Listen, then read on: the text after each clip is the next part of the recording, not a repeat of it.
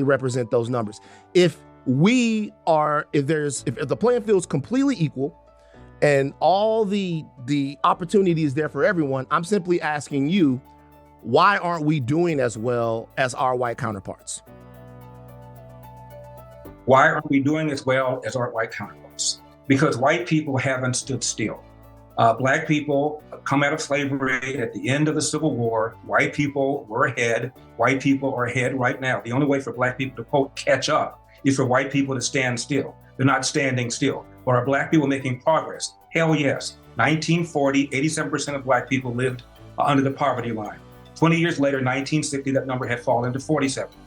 That's a 40-point drop in 20 years. That is, by the way, the greatest 20-year period of economic expansion in the history of Black America. Now, why did that happen? Because it was rare in 1940 for a Black kid to be raised without a father in the home, married to the mother. Only 17% of Black kids fit that category. Today, it's almost 70% of Black kids entering the world without a father in the home, married to the mother. That accounts for far more of the disparity than any kind of racial incident or racial analysis that you want to put forth. That's what the problem is. We began doing very well until the so-called war on poverty in the mid-60s. Lyndon Johnson launched it, I believe, with the best of intentions. But since then, we've incentivized women to marry the government. We've incentivized men to abandon their financial and moral responsibility.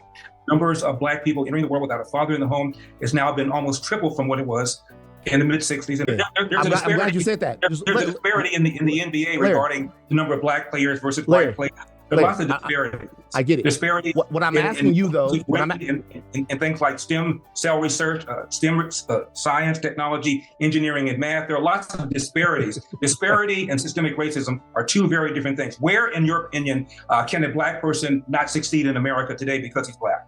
Okay, so let's go back to the root of it. Let's go back to the root of it.